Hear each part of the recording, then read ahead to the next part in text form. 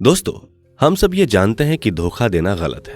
किसी को दर्द पहुंचाना, झूठ बोलना, ये सब काम गलत है। ये हम सभी को पता है, लेकिन फिर भी हम रोजमर्रा की जिंदगी में यही करते हैं। तो आपको ये सोचकर आश्चर्य नहीं होता कि मुझे ये सब पता होते हुए भी ये सब गलत है, लेकिन फिर भी मैं अपने आप को ये करने से रोक नहीं पाता हूं, है ना?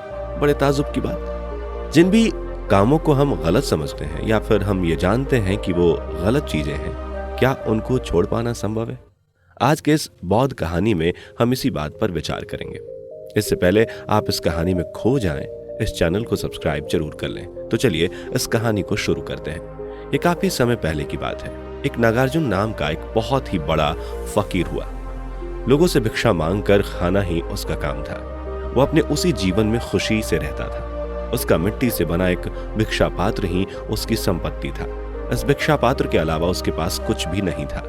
एक दिन वो एक गांव में भिक्षा मांगने के लिए गया तो वहां पर एक सेठ ने उस साधु को देखा और उससे कहा कि आपके हाथों में ये मिट्टी का भिक्षा पात्र अच्छा नहीं लगता।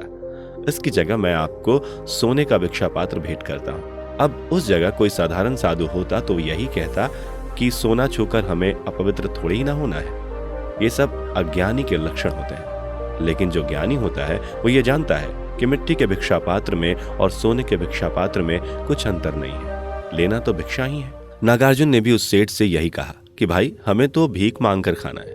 अगर तुम्हें यह सोने का भिक्षा पात्र देने की इच्छा है तो चलो, हम तो वही ले लेंगे। उस सेठ ने नागार्जुन को रत्नों से जड़ित एक सोने का भिक्षा पात्र भेंट कर दिया। भिक्षा पात्र लेने के बाद नागार्जुन ने उस सेठ से कहा कि मेरे मिट्टी के भिक्षा पात्र को अपने पास ही रखना, क्योंकि मुझे इसकी बहुत जल्द जरूरत पड़ेगी। ये सुनकर सेठ ने पूछा कि मैंने तो आपको सोने का भिक्षा पात्र दे दिया, अब इस मिट्टी के भिक्षा पात्र की क्या जरूरत पड़ेगी? तब नागार्जुन कहते हैं कि ये सोने का भिक्षा पात्र ज्यादा दिन तक मेरा साथ नहीं देगा, क्योंकि कोई ना कोई चोर तो इसे चोरी कर ही लेगा, और तब मुझे अपने इस मिट्टी से बने भिक्षा पात्र की जरूरत पड़ेगी। ये कहकर नागार्जुन उस गांव से भिक्षा लेकर गांव से दूर अपने उसी खंडहर की तरफ जाने लगा जहां पर वो रह रहा था। तभी उस गांव के एक बड़े चोर ने नागार्जुन के हाथ में उस सोने का भिक्षा पात्र देखकर चौंक गया और उसने सोचा कि इस नंग धड़ंग साधु के पास यह सोने का भिक्षा पात्र कहां से आया, और उसने उस साधु का पीछा करना शुरू कर दिया।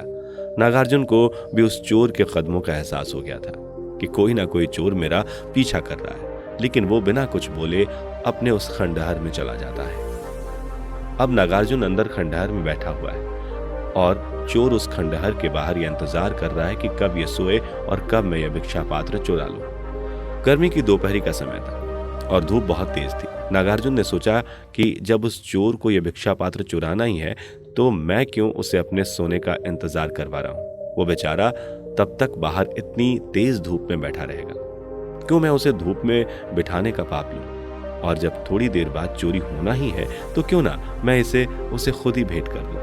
इससे दान का पुण्य भी मिल जाएगा। ये सोच नागार्जुन ने वो सोने का भिक्षा पात्र बाहर फेंक दिया। ये देखकर वो चोर आश्चर्यचकित हो गया। आश्चर्यचकित तो पहले ही था कि साधु के पास ये सोने का भिक्षा पात्र कहां से आया, लेकिन यह देखकर वो और ज्यादा आश्चर्यचकित हो गया कि उसने वो सोने का भिक्षा पात्र बाहर क्यों फेंक दिया। उस चोर ने सोचा कि जिसे पाने के लिए मैं इतनी तेज धूप में तड़प रहा हूं, उसके लिए वो चीज कोई मूल्य ही नहीं रखती। अगर मैं इस भिक्षा पात्र को ले भी लूंगा तो इसमें हासिल करने जैसा क्या रह जाएगा। कुछ देर इसी तरह सोच विचार करने के बाद उस चोर ने उस फकीर को आवाज लगाकर पूछा, हे मुनिवर, क्या मैं 2 पल आपसे मिलने के लिए अंदर आ सकता हूं? तब नागार्जुन कहते हैं कि मैंने इसलिए वो भिक्षा पात्र बाहर फेंका है ताकि तुम अंदर आ सको। अंदर आने के बाद वो चोर उस फकीर से पूछता है, हे मुनिवर, मैं भी अपने जीवन में सत्य की प्राप्ति करना चाहता हूं। मैं चाहता हूं कि मैं भी आपकी तरह आनंद से परिपूर्ण हो जाऊं, लेकिन मैं कई साधु महात्माओं से मिला। उन्होंने कहा कि पहले तुम्हें चोरी छोड़नी होगी। यह गलत है, लेकिन मैं आपसे पूछता हूं कि क्या मेरे जैसे आदमी के लिए सत्य को प्राप्त करने की कोई संभावना है? नागार्जुन ने कहा, तुम किसी भी साधु संत से नहीं मिले हो। साधु संत को क्या मतलब कि तुम क्या करते हो? तुम चोरी करो या किसी की डकैती करो, चोरी का साधु से क्या मतलब? मैं तुम्हें चोरी छोड़ने के लिए नहीं कहूंगा। मैं तो कहता हूं कि तुम चोरी को पूरे ध्यान पूर्वक करो। अगर तुम्हें मूर्छा आ जाए तो चोरी मत करो, पूरे होश पूर्वक चोरी करो।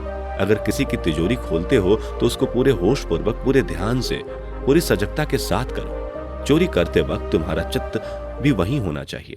जहां तुम चोरी कर रहे हो। अगर तुम तिजोरी खोल रहे हो तो तुम्हारा चित्त भी उस तिजोरी पर ही होना चाहिए, ना कि इधर उधर भागने के बारे में सोचना। यह सुनकर वो चोर कहता है कि इससे क्या होगा?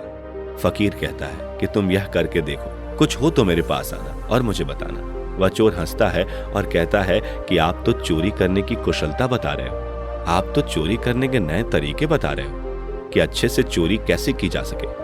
पर कोई ना, और कुछ हो ना हो, कम से कम चोरी करने का गुण तो बढ़ेगा। ये कहकर वो चोर वहां से चला जाता है। कुछ दिनों बाद वो वापस वहीं लौट कर आता है और नागार्जुन से कहता है कि आपने मुझे धोखा दे दिया मुनिवर। जैसे ही मैं चोरी करने के लिए होशपूर्वक बढ़ने की कोशिश करता हूँ, मेरे कदम नहीं उठते। जैसे तैसे करके कल मैं एक सेठ के घर में चोरी करने के लिए घुसा। तिजोरी भी खोल ली थी मैंने, लेकिन उस समय तक मैं मूर्छा में था। जैसे ही मैंने तिजोरी खोली तो मुझे याद आ गया कि मुझे तो चोरी पूरी सजगता के साथ करनी है।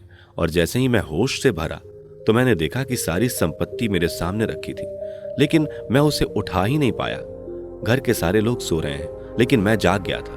तब मुझे एहसास हुआ कि दूसरों के सोने से चोरी नहीं हो रही थी, मेरे सोने से हो रही थी। यह सुनकर फकीर ने कहा, मैं तुम्हें यही तो एहसास करवाना चाहता था। अधिकतर गलत काम हम अंधेरे और अज्ञानता में करते रहते हैं। हम गलत काम करने से पहले अगर उसको होशपूर्वक समझेंगे तो हम वो गलत काम नहीं कर पाएंगे और हमें उस गलती का एहसास भी होगा।